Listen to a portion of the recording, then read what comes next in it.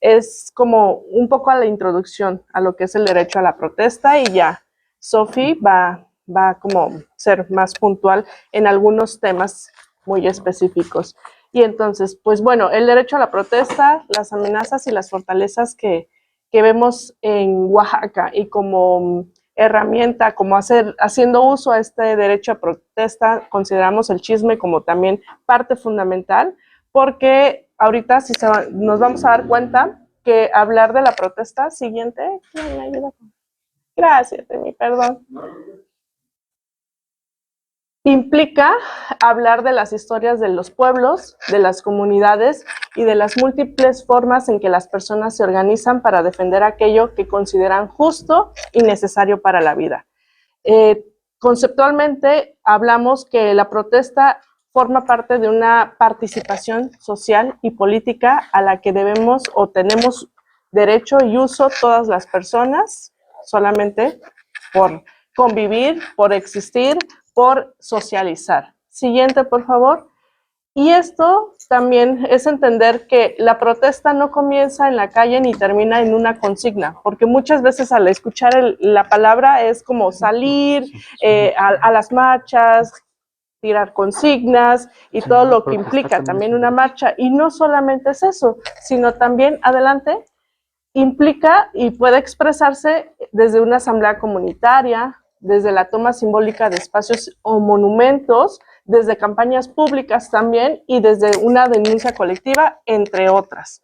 ¿Esto qué quiere decir? Que en algún momento todas las personas que nos encontramos aquí hemos hecho uso de ese derecho de protesta, desde el reunirnos incluso en la familia y llegar y hablar sobre un tema en específico, hablar de lo que es la violencia, es ejercer también ese derecho y que pues desafortunadamente como están las cosas en nuestro estado y en el país también, pues hemos visto que se ha estado generando como cierta desventaja a las personas que tratamos de hacer uso a este derecho. Siguiente, por favor. Todo esto con el fin de poder externar que no estamos de acuerdo con eso que está sucediendo, ya sea, siguiente, por favor, para hacer visible aquello que muchas veces permanece invisibilizado. Siguiente, por favor. Frente a una injusticia, frente a una decisión que afecta a una comunidad, frente a un acto de violencia, cuando estamos viendo que un derecho es vulnerado y sobre todo lo que vemos en el Estado, cuando las instituciones no responden a las necesidades de la población o de las poblaciones. Y es ahí cuando hacemos uso frente a este tipo de derecho. Siguiente, por favor, Emi.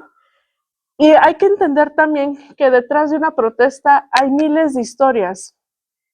Si yo les preguntara a cada una de las personas que estamos aquí, ¿por qué estamos hoy aquí? ¿Qué me dirían? Defensa de derechos humanos. Y muchas veces ese trabajo que hacemos viene desde nuestra experiencia propia. ¿Qué me trae a mí el día de hoy? Pues justamente el haber sido víctima de violencia en algún momento de mi vida, en el cual yo dije, no más, mi propia experiencia sirve para poder también trabajar con otras personas, acercarme, acompañar y como reparar o tratar de acompañar en la reparación del daño. Entonces, cada una de las personas que nos encontramos aquí trae una historia detrás que nos lleva a manifestarnos, que nos lleva a tratar de utilizar la libre expresión y a tratar también de utilizar el derecho a la protesta como una forma de manifestar ante todo esto que ya les había comentado. Siguiente. Ahora, sí hablamos de derecho y creemos que todo debe ser fácil, debe ser como bonito, feliz, y la realidad es otra. Existen amenazas y fortalezas, pero en este momento lo que vemos más son amenazas que tienen que ver con la criminalización que se hace o que se está haciendo por parte del Estado a las personas que tenemos o ejercemos el derecho a la protesta, cuando, por ejemplo, a los participantes de alguna marcha, de alguna toma simbólica, de algún monumento, de alguna institución, son presentadas como delincuentes o como una amenaza al orden público. Algo que yo vi, que yo he vivido también, porque en su momento, antes de desconocer, cuando era como un adolescente, Cuando yo viví el problema de la APO, yo estaba en secundaria. Entonces, yo no entendía por qué yo no tenía clases. Veía en las noticias todo este proceso como de la toma de las casetas, las marchas, todas las manifestaciones, pero yo lo que escuchaba de la sociedad era los maestros no quieren trabajar, no quieren hacer nada, también la estigmatización. En su momento pues dije, pues qué feo porque no tuve graduación en la secundaria y pasé mi último año prácticamente en casa, pero conforme fui involucrándome más con la Defensoría de Derechos, empecé a comprender la otra cara de la moneda, pero desafortunadamente es una información que no es de fácil acceso o que el mismo gobierno limita. Entonces, solamente quienes tenemos como estos privilegios de acceder a Internet, a registros históricos o de estar en contacto con las personas que vivieron ese movimiento y esa lucha, es cuando yo comprendo todo lo que hay detrás, ¿no? Pero desafortunadamente la sociedad, incluso cuando se acerca mayo, lo primero que dicen, ya vienen a vandalizar, ya vienen a no querer trabajar, no entienden lo que hay detrás de ese derecho a la protesta. Entonces, esta es parte de la criminalización y la estigmatización que se ha estado teniendo, y esto es con todos los movimientos. Ahorita, aquí en Oaxaca, lo que más resuena son el movimiento de los maestros, ahorita también con muchas defensoras de tierra y territorio que desafortunadamente han tenido que buscar y salir a tratar de llamar la atención de mecanismos nacionales e internacionales, porque el mismo Estado está corrompiendo los territorios, está queriendo expropiar, está queriendo impulsar en su famosa frase del desarrollo económico, lo que vemos en el Istmo de Tehuantepec con el tren interoceánico, que, o sea, hay detrás una ruptura social, una ruptura ecológica, también hay muchos impactos negativos a cada una de las comunidades en las que atraviesa el tren. Entonces, estas amenazas a través del hostigamiento, la vigilancia también a las que somos víctimas, las agresiones físicas, la violencia digital y sobre todo la violencia institucional, porque incluso cuando estamos siendo víctimas de cualquier tipo de manifestación de violencia y nos acercamos a los servidores públicos que tienen la obligación de resguardar y salvaguardar nuestra integridad física y mental, ¿qué es lo que nos dicen? O sea, nos ponen muchas trabas, muchas largas, tratamos de denunciar y es como, sí, te tomo la denuncia como mero protocolo, pero ahí queda. Cuando se trata de un trabajo de defensoría, es como, no, pues ¿sabes qué? Se hacen las investigaciones, pero realmente no se hace nada, no hay un avance como tal. Entonces, son múltiples amenazas, esas son por mencionar algunas, a las que, pues, también desde el trabajo que realizamos en Veredas hemos escuchado que las personas defensoras, periodistas, que es otro grupo que también acompañamos, han sido víctimas al momento de tratar de ejercer su derecho a la protesta. Siguiente, Emi, por favor. Ahora, también no todo es negativo.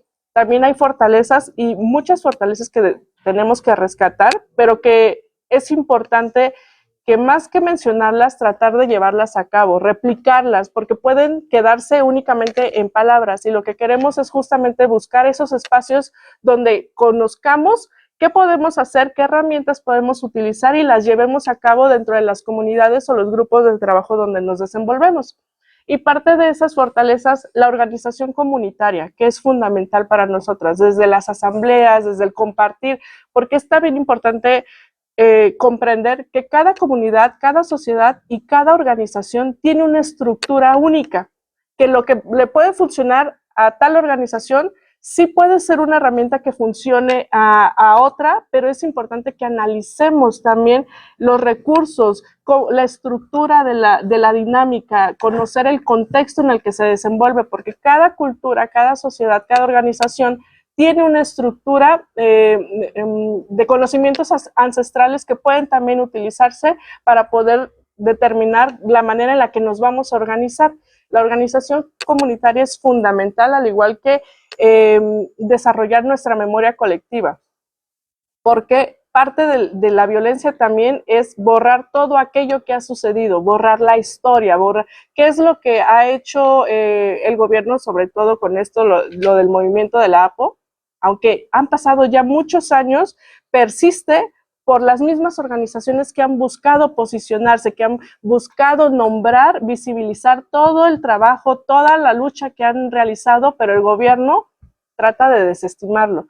¿Por qué? Porque para ellos es mejor una sociedad que desconozca su historia, cómo llegó aquí, para que sucediera eso, qué pasó, qué hubo detrás. Y eso es lo que también alimenta y motiva las luchas sociales. Entonces, cuando una organización, una sociedad tiene una memoria colectiva, garantiza que todo aquello, digamos, violento que sucedió, tiende a no repetirse en el mejor de los casos, o eso es en lo que se trabaja, para evitar que se repitan las mismas violaciones a los derechos, las agresiones y todo este tipo de violencia que pudieron haber vivido. Y otra muy importante para nosotras, la solidaridad, que es una de las herramientas que va a alimentar también, que va a motivar, porque hay que entender también que la lucha no es individual, la lucha es colectiva y hay que entender los contextos que derivan.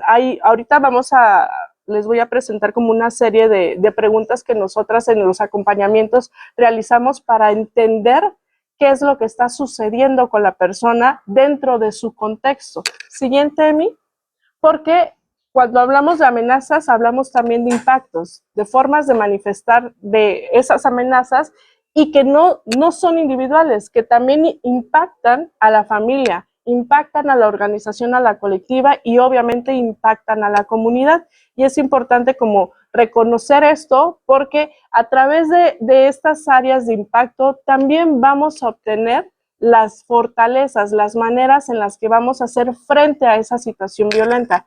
Siguiente, Emi, por favor. Ahora, ¿cómo podemos transformar el miedo individual en una estrategia de cuidado y protección colectiva? Hablando del miedo como uno de los impactos que normalmente se originan en las personas, en las familias, en las comunidades y en las organizaciones que viven algún tipo de violencia o que enfrentan una amenaza. Siguiente, Emi. Nosotras siempre tratamos de entender si conocemos o es importante identificar lo que está viviendo la persona, pero es a través de lo que las manifestaciones físicas y desde lo que esa persona puede compartirnos que está sucediendo y cómo afecta en cada una de sus áreas, vamos a decir, de desarrollo o en las áreas en las que se desenvuelve, familia, si estudia, si trabaja, en el medio social en el que se desenvuelve, en la comunidad también. Investigamos también qué condiciones sociales y políticas están generando esos impactos, qué está contribuyendo, cómo la sociedad contribuye, porque muchas veces desde el conocimiento de la misma sociedad fomentamos ¿qué?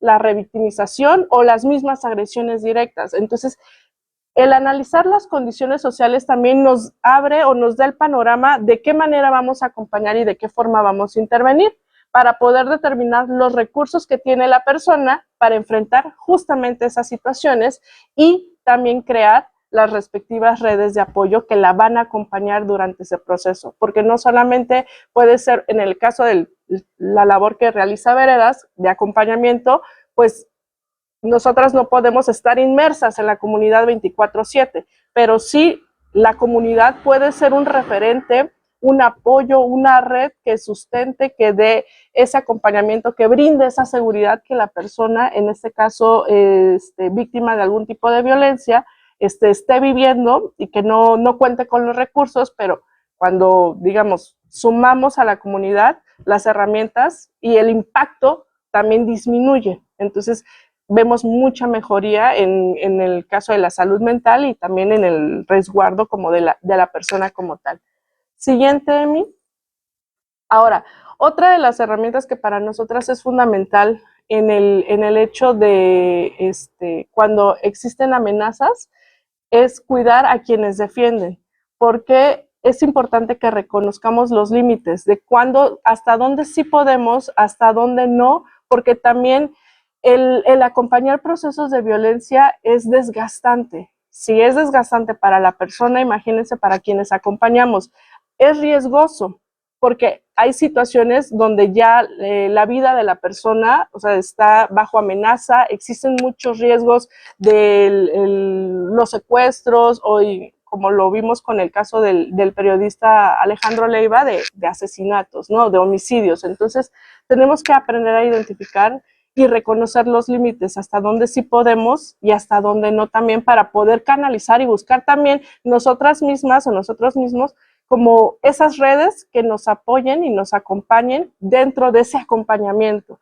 Y también construir redes, distribuir las responsabilidades, porque luego lo que vemos que dentro de una organización, algo muy común que cargamos como el trabajo de la defensa y la lucha y el acompañamiento en una sola persona, cuando si se distribuye correctamente o de manera saludable y equitativa, podemos seguir como en el trabajo que realizamos, porque lo que principalmente presentan las personas que acompañamos es ansiedad, depresión, el síndrome de burnout, hay mucho desgaste físico, desgaste emocional. Entonces, para nosotras sí es importante hacer hincapié en que el cuidado y el autocuidado colectivo es fundamental para quienes acompañan y también para las personas que están inmersas en esa situación de violencia. Siguiente, Gina. El reconocer, el poner límites y tal vez reconocer que no estoy en condiciones para acompañar no es dejar de luchar, porque luego una de las cosas que como defensoras o defensores o activistas tenemos es que pensar que tenemos que estar siempre en la constante lucha, siempre buscando la manera de seguir trabajando, de seguir defendiendo, pero también hay momentos en los que debemos valorar nuestra propia vida, nuestras dinámicas familiares, porque muchos igual tenemos múltiples trabajos, no solo nos dedicamos a la defensoría, y es como encontrar un equilibrio, y tal vez en ese equilibrio, pues me diga el cuerpo, detente, para, toma una pausa, un respiro, y muchas no lo hacemos porque hay una sensación así como es que no lo estoy haciendo y lo tengo que hacer, ¿no? Entonces sí es importante entender que darnos esos respiros, esos espacios, no es dejar de luchar, sino que es también un espacio para analizar qué amenazas enfrentamos y de esta manera poder determinar o analizar o reflexionar qué tenemos entre nosotros, nosotras, para hacerles frente. Y si no, pues buscar también la manera de crear esas redes, de crear esos espacios seguros donde podamos sentirnos acompañadas y sentirnos resguardadas. Siguiente, por favor. El derecho a la protesta no es solamente hacer visible el dolor, sino convertirlo en organización, en memoria, en resistencia y en esperanza colectiva. Con esa frase, que es la que me encanta mucho replicar, me quedo, pauso y cedo palabra a Sofía. Gracias. Gracias. Definitivamente el hablar de la protesta como tal no estaría completo, ¿no? Si en este caso no mencionáramos a los grupos vulnerables, a lo que tiene que ver con diversidad sexual, porque si bien en cierta forma se ha estigmatizado, se ha estereotipado, se ha buscado la forma de invisibilizar esta lucha, estamos presentes, ¿no? Desde una o desde otra forma, y digo, me llena de esperanza lo que dice Dey, porque justo, ¿no? En su momento, cuando inicio mi proceso de transición, que de pronto también en ese ámbito hay como muchas situaciones, pareciera que hay un ABC y si no cumples ese ABC, entonces no perteneces y de pronto te excluyen de todas formas posibles. Al final he forjado un camino, ¿no? Ahorita haciendo un poquito de memoria, al final, ayer justamente cumplimos 8 años de haber fundado Transdifusión y la verdad que me emociona, ¿no? Estas fechas, porque siempre hay algo por hacer, ¿no? Siempre hay algo para exponer y que tal vez no es en dimensiones ampliadas, pero sí en este sentido el poderlo tener presente, ¿no? Y justo en esa visión, ¿no? Por ejemplo, la primer marcha LGBT o la primer manifestación que hubo fue en el año de 1979, ¿no? Y en ese movimiento o en ese aglutinarse, en ese buscar justamente el defender nuestros derechos, porque como bien sabemos, pues muchas de las ocasiones las personas de la diversidad sexual en muchos ámbitos, en muchas latitudes, no podemos ser libres, no podemos exponernos, manifestarnos. Es muy fácil para una persona homosexual, para una persona lesbiana, el hecho de poder invisibilizar esta parte de su vida y decir, pues yo me conduzco, ¿no? Ante la vida, y si al final tengo que vivir bajo doble moral o bajo los preceptos que la sociedad me quiere imponer, pues lo hago. Pero ¿qué pasa con las personas trans? ¿No? Que en este caso, pues yo estoy en esa vivencia, en esa situación en donde es muy complicado, ¿no? Y la mayoría de las compañeras, de los compañeros trans, porque se ha sabido de casos, pues recurren, ¿no? Muchas ocasiones en atentar contra su vida porque no encuentran, ¿no? Ese aliciente de querer salir, y entonces pues el poder, digamos, en cierta manera tener esta oportunidad de poder reunirnos, de poder manifestarnos. Digo, ahorita la marcha LGBT en México, sobre todo, ha sido un movimiento que se cataloga como el mes de junio, ¿no? Y que es como punto, digamos, crucial para poder lograr esta visibilidad y este respeto que se busca.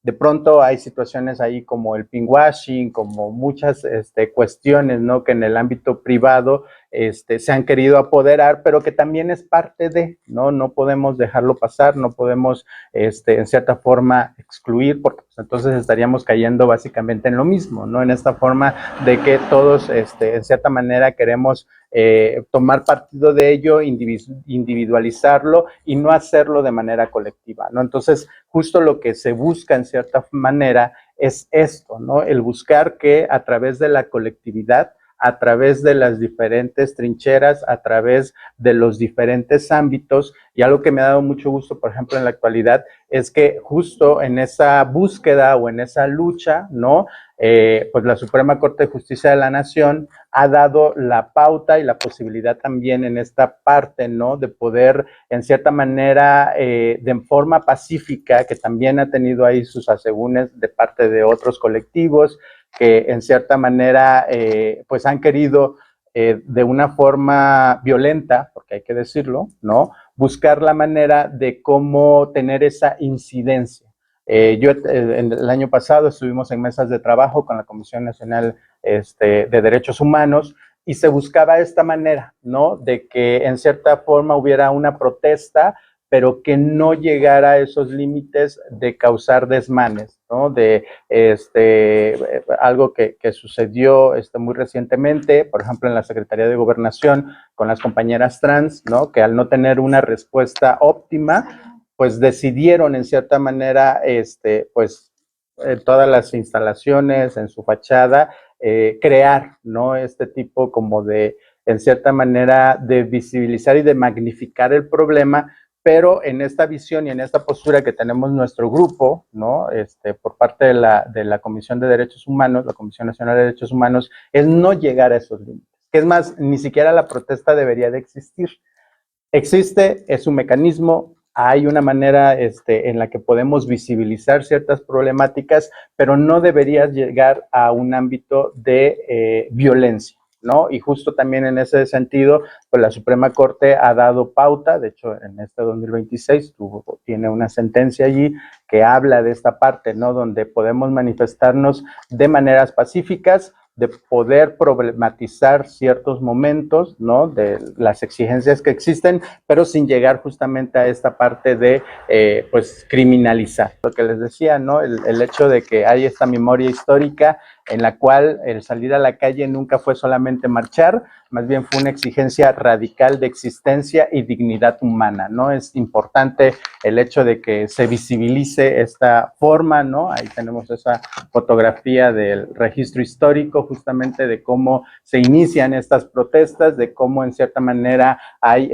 alzar la voz, porque justamente, ¿no? Antes, pues ni siquiera pasaba por la mente el siquiera tener una ley para el matrimonio igualitario, ¿no? O tener estas garantías que en cierta manera a mí como persona trans me dan esa facilidad de poder exponerme y de decir soy Sofía, soy una mujer trans, tengo estas vivencias, tengo ciertas problemáticas, porque pues en cierta manera hemos sabido de compañeras también que desafortunadamente no tienen esa posibilidad o esa facilidad y recurren, ¿no?, a otros ámbitos que también han sido muy estigmatizados, muy problematizados y también hasta cierto momento juzgados, ¿no? Ahorita, por ejemplo, en mi trayecto de vida, no alejado, ¿no?, de lo que es el movimiento LGBT, pero sí teniendo más incidencia, por ejemplo, en los feminismos, ¿no? He buscado esta forma en que, en cierta manera, tenemos las mismas vertientes, las mismas violencias,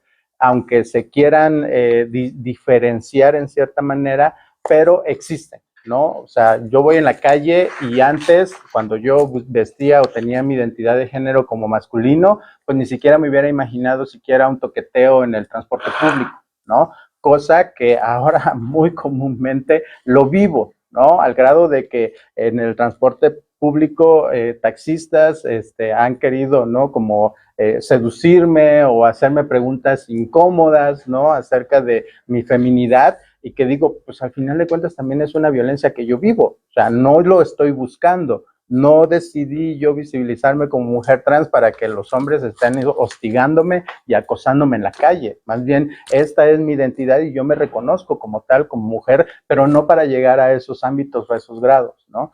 Desafortunadamente, les digo, hay esta otra visión y esta otra postura que también se da justamente por esta exclusión que existe, que es las compañeras que se dedican al trabajo sexual, ¿no? Las compañeras trans en específico, no quiero generalizar, pero que también se da justamente por esa exclusión que existe. O sea, si no tenemos un aliciente como formación desde la infancia y más bien la familia nos rechaza, nos excluye, pues muy pocas veces tenemos esa posibilidad de desenvolvernos o desarrollarnos en un ámbito profesional, porque pues, no tenemos esta forma, digamos, de educarnos, ¿no? En mi caso, por ejemplo, yo a los 32 años decidí visibilizarme como mujer trans y ya tenía una formación, ¿no? Ya había una formación previa, que había estudiado mi primaria, mi secundaria, mi medio superior, llegué hasta los niveles superiores y digo, eso me dio a mí como esa ventaja, por así decirlo, pero hay compañeras que salen de casa muy temprano, ¿no?, a muy corta edad, y entonces se tienen que enfrentar a este mundo y tienen que, pues, sortear, ¿no? Porque pues todas comemos, todas pagamos nuestra renta, nuestros servicios, y cómo se cubren, ¿no? Si no tenemos otros espacios, tenemos que recurrir a este ámbito que es el trabajo sexual, ¿no? Entonces, justo en esa medida también, ¿no?, algunas compañeras, y retomo lo de la CEGOP,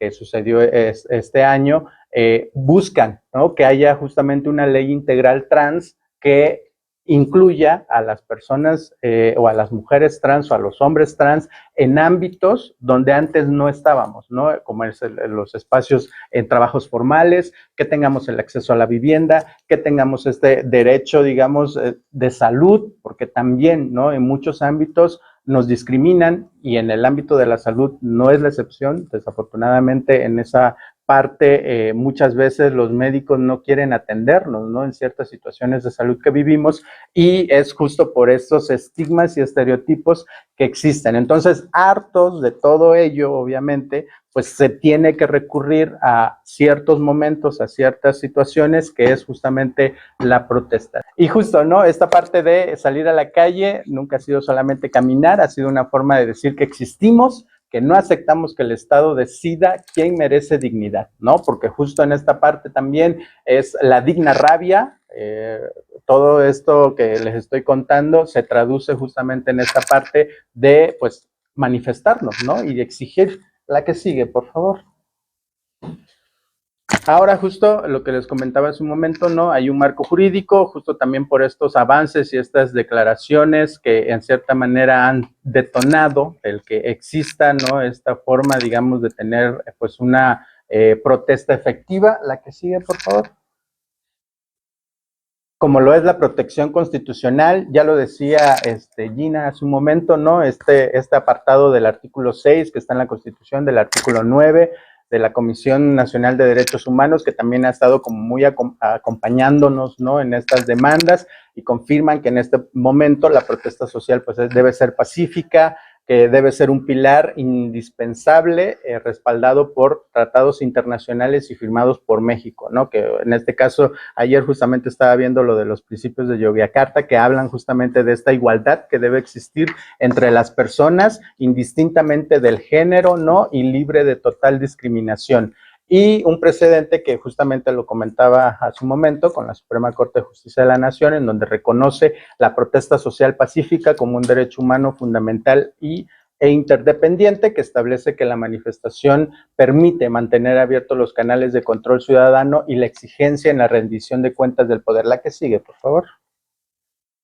Y bueno, en este enfoque, ¿no?, pues queremos justamente hacer un cambio paradigmático, hacer que esto se vislumbre y se aplique, ¿no? Porque justo puede estar escrito en la ley, puede estar con ahí enmarcado en toda su extensión, pero muy difícilmente se puede aplicar, ¿no? Y entonces lo que buscamos justamente es esta parte de transformar estas preguntas que el Estado, en cierta manera, pues no atienden, ¿no? Y cómo es justamente el poder disuadir, ¿no?, una manifestación en las calles, cómo las controlan, el enfoque garantista de derecho humano que garantiza que el Estado de Derecho pleno de la ciudadanía a manifestarse, y una marcha contra pues el transfeminicidio, que justo es un problema público, en donde ahorita, por ejemplo, en este 2026, con tan solo 2 meses, se ha hecho pues una crisis social en donde compañeras de diferentes estados de la República han sido asesinadas, ¿no? Y ahorita llevamos, por ejemplo, el monitoreo de 6 compañeras que han sido asesinadas brutalmente, y en el cual pues necesitamos, ¿no?, el hecho de que esto se visibilice y que en cierta manera los medios de comunicación, el mismo Estado no ha querido visibilizar esta problemática, y entonces necesitamos justamente el poder ponerlo sobre la mesa, ¿no? ¿Qué está sucediendo? ¿Por qué el Estado no actúa, o por qué el gobierno no actúa en estas situaciones cuando las compañeras están siendo pues asesinadas? Y lo peor del caso es que se invisibiliza totalmente esta situación, ¿no? De pronto escuchamos hablar, y ayer justamente estaba viendo en las noticias que hubo un foro en el Senado, si es que no me equivoco, acerca del feminicidio, ¿no? Y entonces, cómo estas vertientes diferentes, por así decirlo, excluyen, y justamente estas compañeras que se habían manifestado en la Secretaría de Gobernación exponían, ¿no?, a través de redes sociales, que en este foro no había habido ninguna compañera trans que asistiera al foro y expusiera, ¿no?, esta situación que, por ejemplo, aquí tengo la oportunidad de comentarlo, y una líder ahí política le decía que ella había pues pugnado o puesto sobre la mesa el tema, pero ella es una mujer lesbiana, ¿no? Entonces, ¿cómo en cierta manera puede tomar la palabra acerca de las vivencias trans cuando no las ha vivido como tal, ¿no? Entonces sí, se nos hace un tanto en desventaja esta situación, porque pues no se toma en cuenta esta postura de las personas trans. La que sigue, por favor.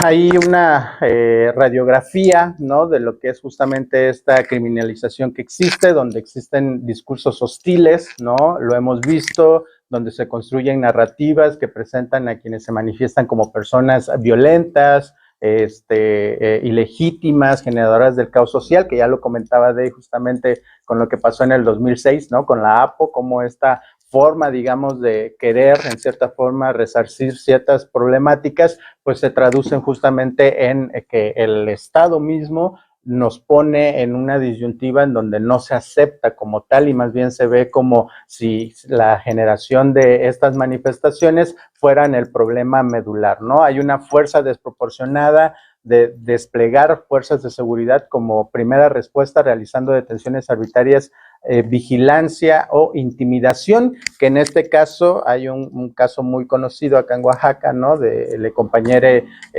Filadelfo, ¿no?, que fue en cierta manera en una manifestación que tuvo contra la gentrificación, ¿no?, en el Palacio Municipal, y llegan los policías, le agreden, ¿no?, lo intentan en cierta forma encarcelar, y cómo esta forma, digamos, pues sí, fue desproporcionada y desmedida la fuerza que ocuparon para una sola persona, ¿no? Porque hasta quedó documentado en video cómo llegan los policías, le golpean, lo intimidan y lo llevan justamente a encarcelar. Cosa también que todo el aparato de gobierno, cuando se ponen las denuncias respectivas, pues simple y sencillamente se vuelve totalmente omiso, ¿no? O sea, no hay ningún protocolo que ayude.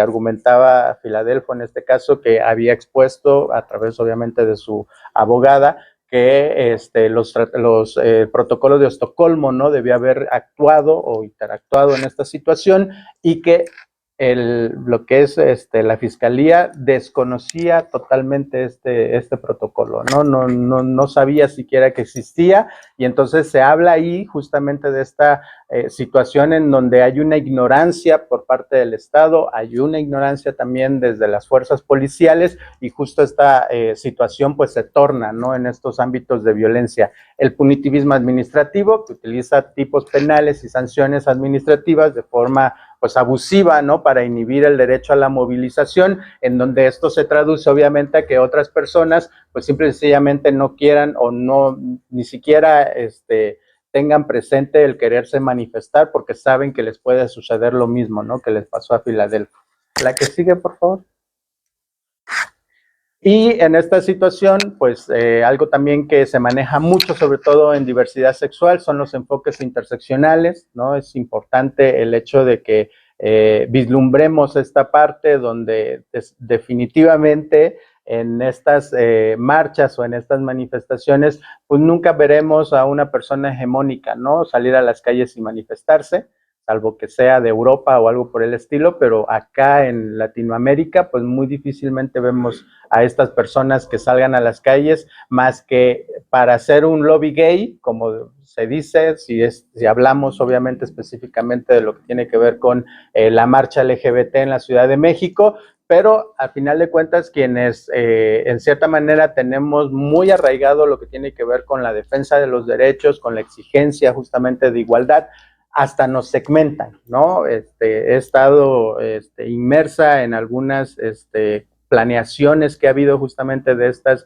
marchas y, por ejemplo, forman un contingente de personas con discapacidad, forman otro contingente con personas trans, forman otro contingente con neurodivergencias, por ejemplo, ¿no? Y te quedas así como que, ¿qué onda, no? Si al final sabemos que somos personas organizadas, ¿por qué hay esta segmentación, no? ¿O por qué te tendrías tú que sentir afín en una marcha a un grupo simple y sencillamente porque te encuentras en esa etiqueta, ¿no? Cuando todas las personas tendríamos la libertad de vivirlo, ¿no? De manifestarse pues ahora sí que a su concepción.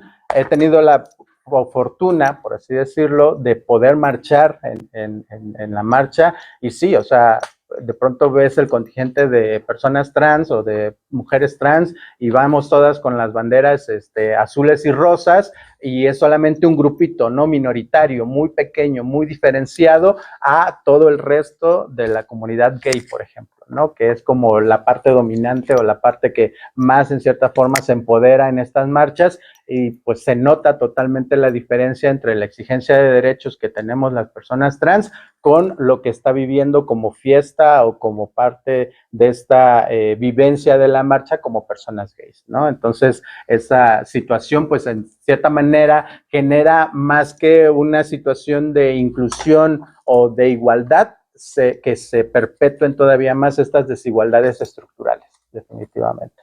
La que sigue, por favor. Y bueno, aquí pues ya a manera de concretizar y de dar, ¿no?, estas pautas y cosas de propuesta, ¿no?, en positivo, es definitivamente lo que tenemos que hacer como visión de protesta, es partir del principio de manifestarse, lo cual es un derecho legítimo, ¿no? No debe haber intervención policial, debe ser estrictamente necesario o proporcional a lo que tiene que ver con la manifestación. hemos visto justo en estos últimos años, ha habido una contramarcha que se organiza en cuestión de diversidad sexual. En algún momento lo que se hacía era que pasaba la fecha de la marcha LGBT, ¿no? La que todos conocemos, y había otra fecha, por ejemplo, el siguiente fin de semana, y marchaba la contramarcha, ¿no? Que éramos grupos radicales, que en cierta manera no estamos de acuerdo con el pinkwashing, con el lobby gay, con toda esta situación, y entonces era como más radical el asunto en la manera de cómo nos manifestamos. En este año se hizo una contramarcha la misma fecha que fue la fecha de la marcha LGBT como tal, y lo que hubo fue represión policial. Al momento que las personas de la contramarcha se organizaron en un punto en específico, los que se hacen cargo de la seguridad se comunicaron este punto y entonces se encapsularon. Obviamente, pues el grupo es pequeño, no es de, no se congrega la magnitud de la marcha LGBT como tal, y entonces la reprimieron, ¿no? No hubo posibilidad de que ellos pudieran avanzar, y cuando lo hicieron, en las laterales de esta marcha, iban custodiando, ¿no? Los cuerpos policiales para que no causaran, en cierta manera, ciertos desmanes. Se nos hace exagerado porque, en cierta manera, no es proporcional la fuerza policial con los asistentes a esta marcha o a esta contramarcha que hubo, ¿no?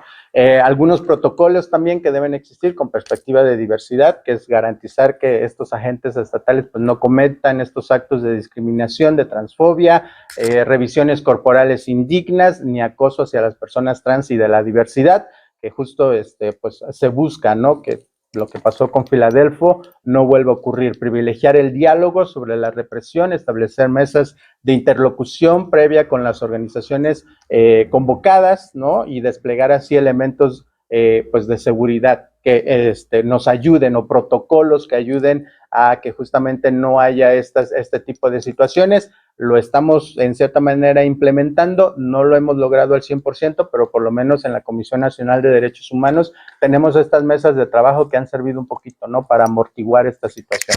La que sigue, por favor.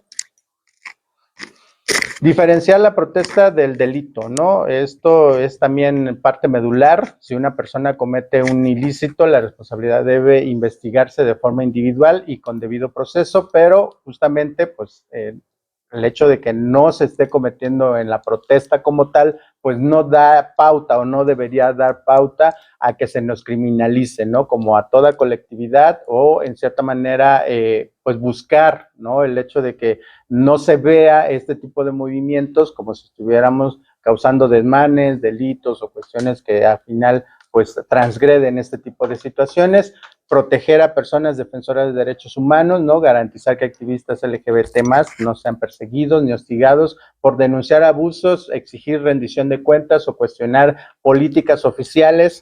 Yo recuerdo hace, no tendrá ni un mes, me invitaron por parte del IEPCO, ¿no? A dar una ponencia acerca de lo que tiene que ver con los derechos políticos electorales de la comunidad LGBT, y al día siguiente, afuera de mi domicilio, ya había unas personas extrañas allí haciendo llamadas telefónicas, y cómo esta forma, ¿no? De actuar o de operar del Estado tan rápida y efectiva, que no se da cuando realmente hay situaciones de gravedad o de violencia que sí deberían de atender, ¿no? Y como una persona que al final simplemente fue a dar su opinión, su punto de vista, su vivencia de lo que tiene que ser en la defensa de los derechos políticos electorales, pues al día siguiente ya había una situación de hostigamiento afuera de mi domicilio, ¿no? Entonces, como justo esta parte, pues hay también que cuidarla, y como bien lo decía Dey, esta forma de hacer redes de apoyo, eso me ha salvado de muchas, ¿no? Me ha ayudado definitivamente.